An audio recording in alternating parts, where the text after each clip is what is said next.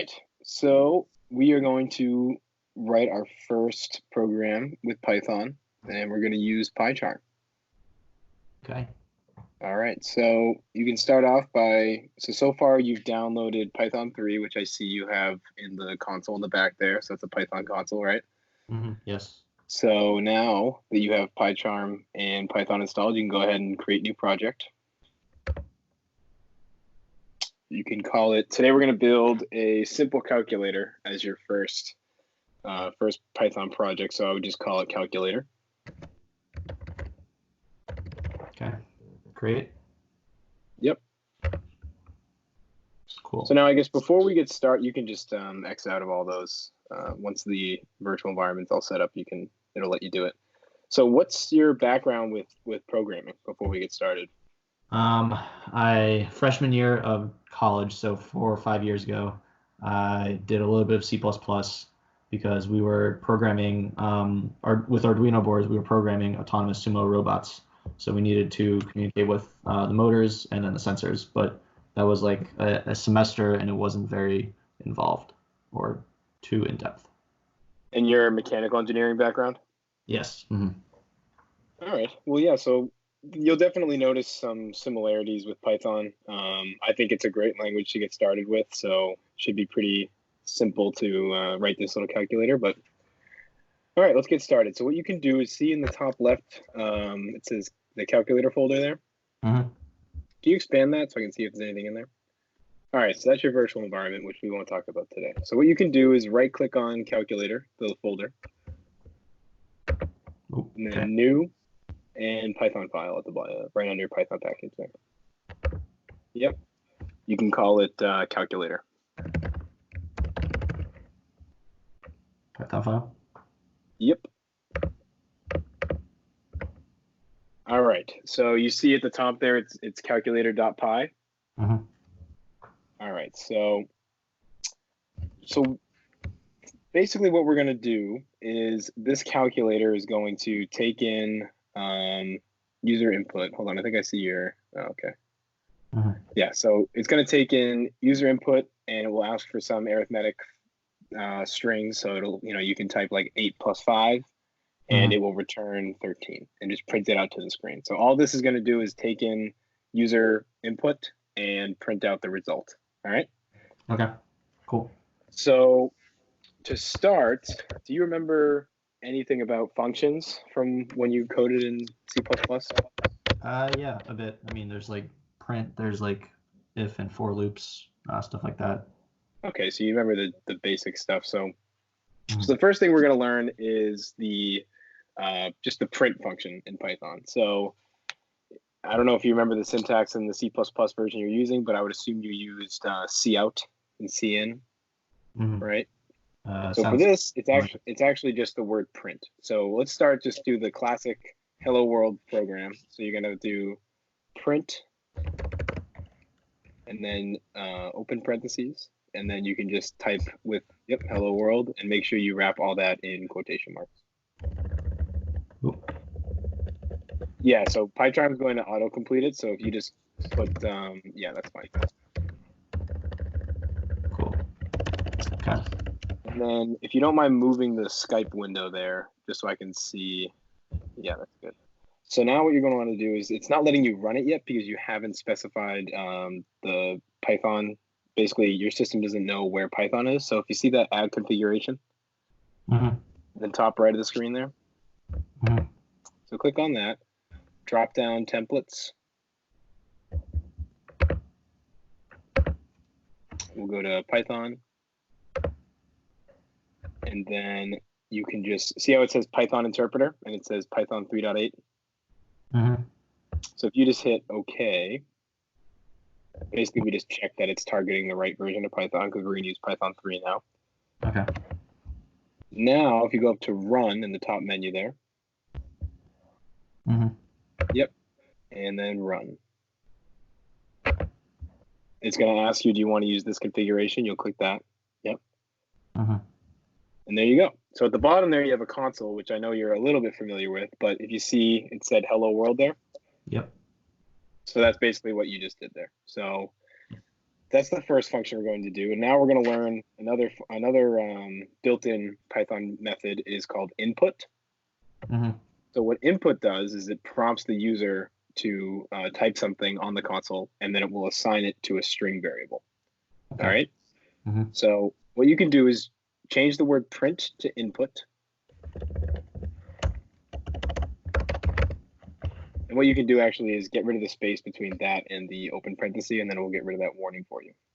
Okay. Now, like I said, input is what that's going to actually just run that. We'll see what it does.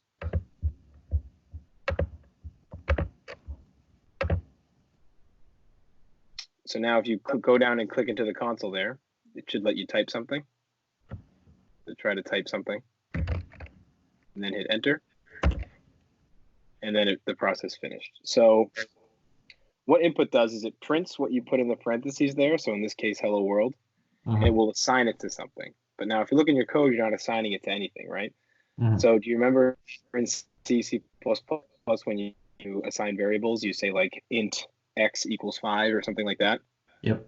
So you can store that information for later. Mm-hmm. So what you can do is in Python, you don't have to specify the data type of the variable. So at the start of that line, you can say sentence, we'll say.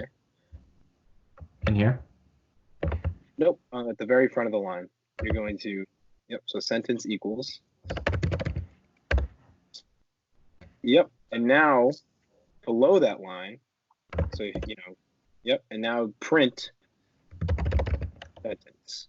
Make sure you're lowercase for your Print sentence? Yep. And then you don't need to make that a string. Yeah, so because you capitalize the variable, you want to make sure that you're doing that there. Okay. So let's run this. And actually, if you look on the top right next to where we hit add configuration, there's a plus or a play sign. Yeah, you can just do that.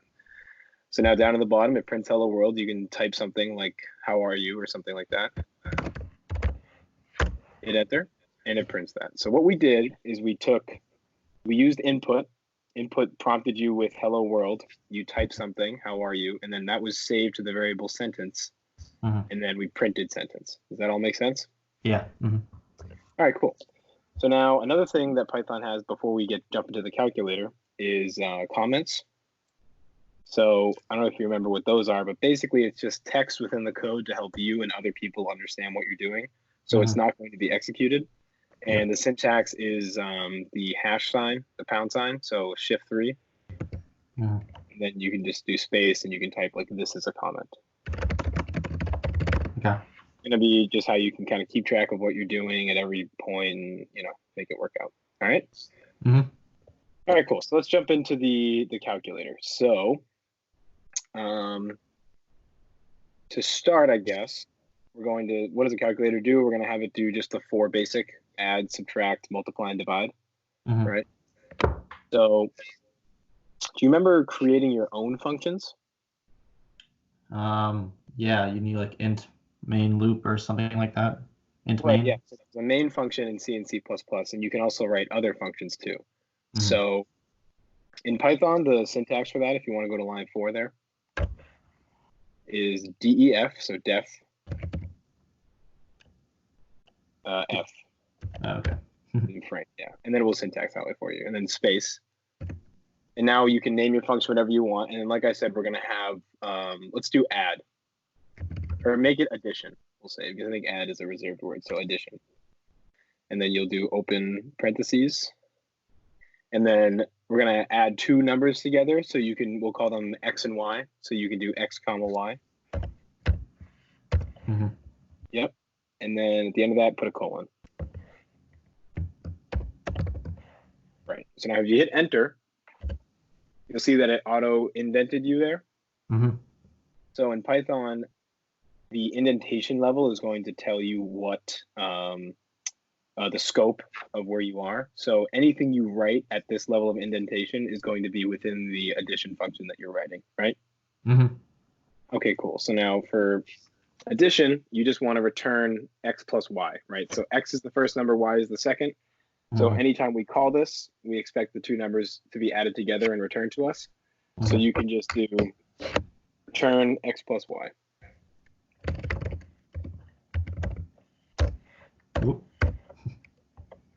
There you go. So now if you want to copy and paste that, you can write the subtraction, division, and multiply. Okay. We'll see if you do there. And then in the next videos, we will go over, like, I guess best practices in terms of like where to put spaces and all that stuff like that. But for now, this is totally fine. Mm-hmm. Multiplication and division. Yep. And remember yep.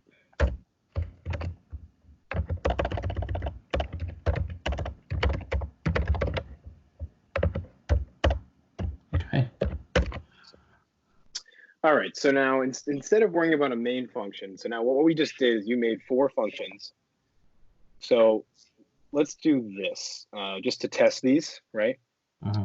So why don't you say num1, so we're going to just test it with 2 numbers, right? So num1 equals 5, no spaces, so we can make it a variable name.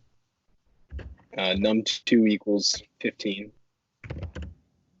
And then you can just call addition with num1 and x2. Do you know how to do that? No. So you're going to type addition. Oh, I think I do. And then. Yep. And if you look, actually, PyCharm is pretty good, and it will give you some hints as to what you're doing here. Mm-hmm. And then because we want to see the output of this, why don't you just wrap that whole thing into a print statement like you did on line 2 there. Okay.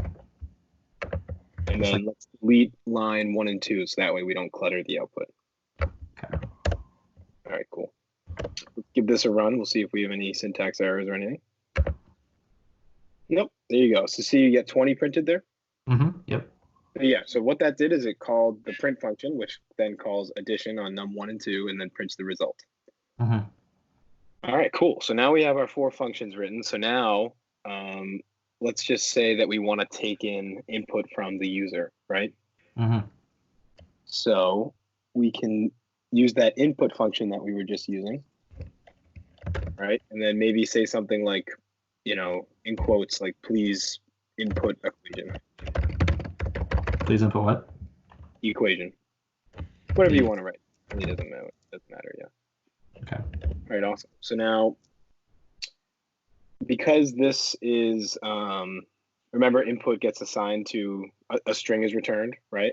Yep. So why don't you just assign that call to input to something like, EQ for equation.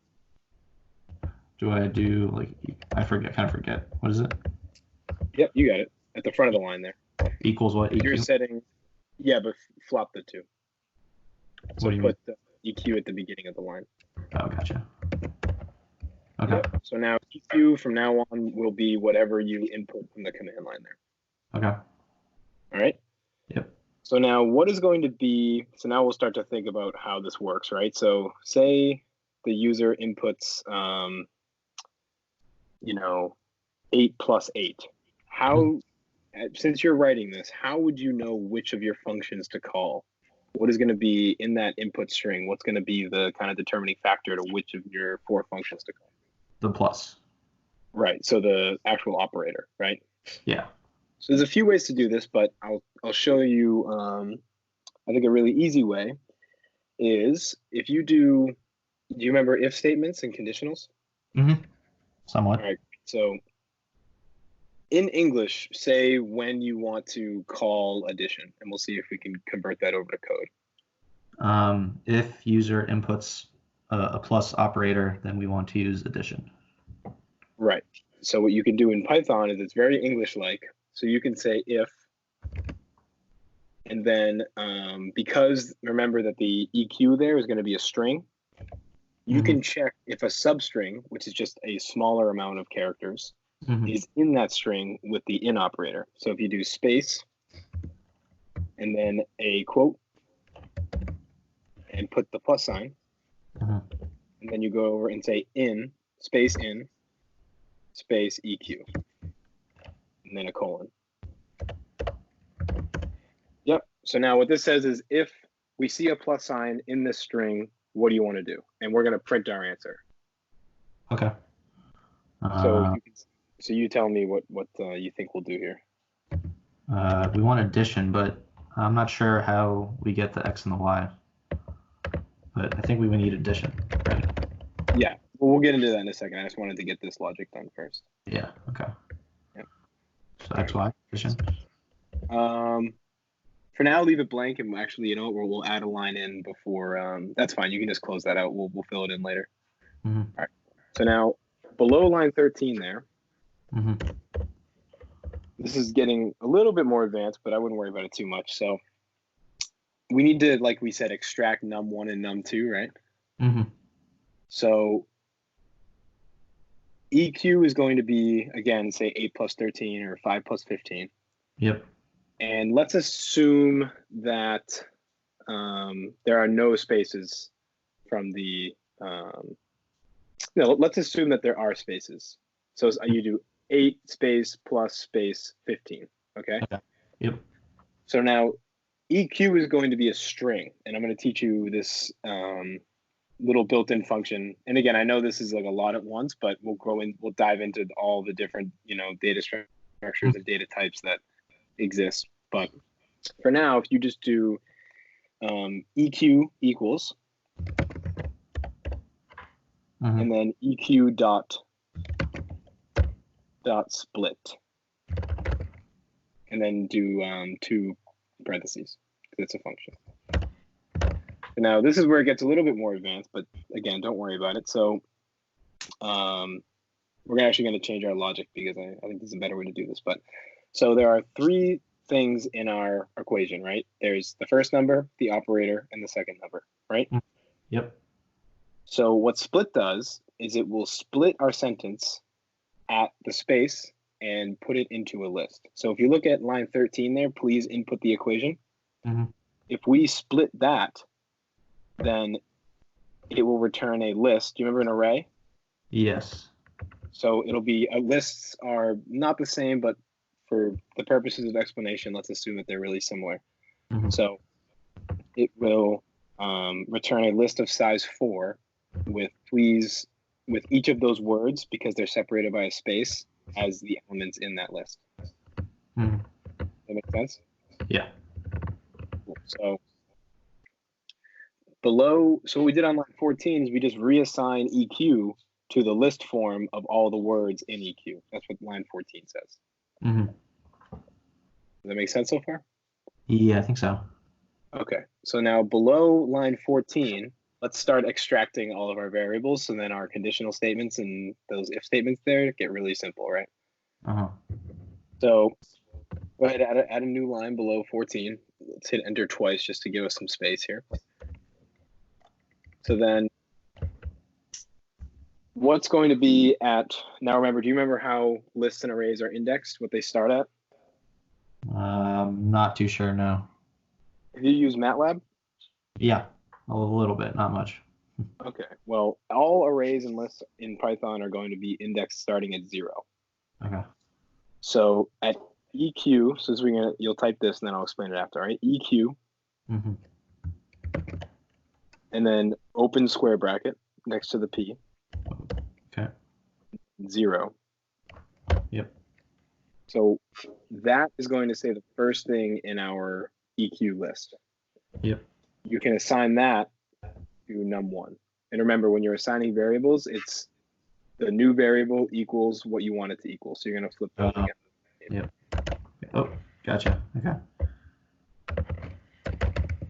And this will reassign. I did assign num1 as 15, but this will reassign it as the first. It will. You can actually just delete line 10 and 11 there if you want. Okay. All right, cool. So now we have num1. So now what would num2 be? It would be EQ2. Because one's going to be the operator. EQ2. Assuming that we enter in our equation correctly. Right. But because we're in full control and this is just a basic example, let's assume that we're smart enough to do that, right? Okay. So now the operator, we got to extract the operator, right? Yeah. So below line 15, we're going to change that conditional actually. So below line 15, why don't you extract the operator? Let's call it operator. Is that cool? Yep. Operator equals EQ1. Yep. Okay. Sweet. All right, cool. So now what you can do is you can change that conditional actually and you can just say if EQ, or actually if operator, and then get rid of the in, and I'd get rid of that single equals there. There you go. And then equals equals, because we're checking for comparison. Do you remember that, the difference between single equals and double equals? I think single is you're assigning something, and then double, like you said, is you're checking for if it's the same thing. Right? Yeah, it's comparison versus assignment, right? And then we'll check if operator equals equals, and then you can just do the plus again, the quote plus quote. Whoa. Sorry. Plus. Cool. Yep. And then don't forget your colon, because we're in a conditional statement. Yep. There you go. And now colons are for conditional statements or for functions, correct? Functions, conditional statements, while loops. If you remember in C++, you'd use the curly brackets. Yeah. So anytime in your head that you would have normally put an open curly bracket, you're going to put a colon. Cool. And then you got to indent the next line. All right, cool. So there's one more thing, but for now, we're going to write all the different conditionals. And but there is one more thing that we'll talk about why this won't work just yet. But for now, why don't you just copy that and get it for all the plus minus, division. You just want the conditional. Oh, just this? Yep. Because all that other stuff is already like pre-processed in a way, if you want to think about it that way. Yep.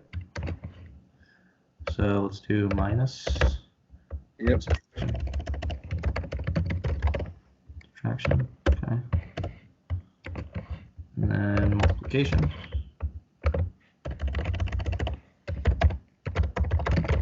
Oh, autocompletes. Nice. Yeah, if you tab it out, it will autocomplete for you. Gotcha. I'll try that next. Sub auto tab. Sweet. Cool. That one's going to be division though, right? Oh, you're right.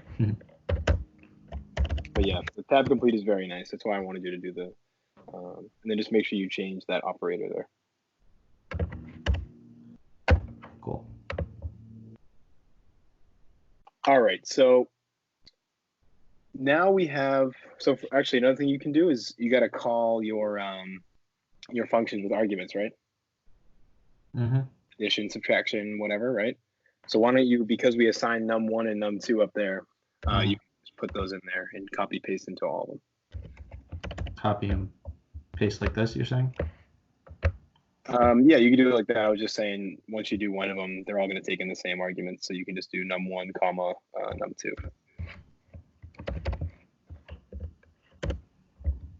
And then they're all. Sorry, what do you want me to do next? Confused. Well, you just have to put the those parameters into all the three remaining functions you wrote there. Yeah. Yep. Okay. Cool. All right. So, why don't you actually wrap all of those calls into a print, so that way we can see it on the command line as well. Right here. You can actually just say, like, you can just kind of prepend it to line 18 there. Print the call itself. So close. Yeah. Print. Yep. There you go. And then just do that for all of them. Okay. But now, while you do that, so there is one little thing that this won't work for one reason. And actually, what I'm going to have you do just before we keep writing code is we're going to test it. And I think you'll be a little confused, assuming there's no other errors. You'll be a little bit confused about what happens. So why don't you run it? Num1's not the Which one is that one? Num1. EQ0. EQ equals line 11 is where delete line 11 there. So if you look at the Oh, yeah. Okay. error code, it says line 11. Yeah, it's because num1 was defined below. So why don't you just run it now? Okay. So it asks you to input the equation. So do the style we said. So like 8 plus space plus space 3, sure. And then go ahead. See what happened? Yeah. So this is where the data types matter a lot. So Python, like I said, you don't have to declare the data type when you have the variable there. So like line 13 and 14, we're not saying those are integers, right? So the thing is, though, is that your music popped up there. Yeah, sorry. You're good. So the thing is, input, remember I said that returns a string, Mm-hmm. and then that dot split is going to make a list of strings, right? Okay. So what is the data type of num1 when you assign it to the first element of that list? It's a string. It's not a number, Right. not an integer. So Python, there's to concatenate or put two strings together is with Mm-hmm. the plus. So technically, your program doesn't have any syntax errors in it, but the Mm-hmm. logic, because technically adding two strings together is valid Python, Mm-hmm. you get this weird output, right? Mm-hmm. What you can do is this thing called casting. Mm-hmm. So we want to ensure that num1 is an integer, right? Okay. So because EQ of 0 is going to be 8 in this case, and you and I both know that as an integer, Mm-hmm. Python is smart enough that if you just cast that over to an int, it'll convert it to the integer 8. Okay. So to do that is right after the equal sign, Mm-hmm. you can type int and then open parenthesis and then close out the right side. And then you can do that for num2 as well. So what we basically just did is we ensured, and in some cases, not in this example, but it could be an integer, and you can just kind of use this casting to ensure that you get the data type that you want, right? Mm-hmm. So you spelled it wrong. There you go. Yeah. That would have bugged out as well. I didn't even see that. But yeah, so now let's run this and run 8 plus 3 again, and we'll see what happens. Okay. Oh. Oh, there you go. Oh. There you go. So why don't you try all the remaining 3, and we'll make sure there's no other bugs. Okay. 7 divided by 7. Okay. There you go. And what are we missing? We missed one more. Subtract, maybe? Subtraction. Yeah. Minus 24. There you go. Wow. So we did a lot. This is kind of just to throw a lot of things at you at once for your first one, but we went over at the top. We have our custom function definitions. We have casting. We have lists and strings and input, print. We have a lot of different things going on here. Mm-hmm. And I definitely held your hand and kind of just read you the syntax. But when we do the future lessons, we'll dive into basically all the little things we did here and expand on them. Mm-hmm. So hopefully this gives you a little bit of confidence that Python's a pretty nice language to work with when you're learning how all this stuff works, like casting and data types and all that. So yeah, you have any questions? That's kind of all we had for this little session today. Like I said, I gotta when we meet next, we'll go into a lot more detail, and then soon we'll get into the interview question portion. But for now, any questions? Yeah, why is some stuff like squiggly underlined as if it's incorrect? Right. So why don't you hover over line 11 and see what it says? PEP 8 expected 2 blank PEP lines. 8, right? After class or function definition found 1. Right. So PEP 8 is kind of like the open source. So Python itself is an open source language, which means that it's not like an organization owns it. A lot of everybody in the community can kind of put whatever they want into the language if it's approved. So PEP is kind of the I guess I don't want to call it a defect tracking system, but it's kind of like the amendum, like it's like adding something to it. So PEP 8 in a style guide said that after you have a function definition, you need 2 blank lines. So you define division there, but you only have 1 blank line. So if you hit enter again. Here? Below line 10. That one should go away.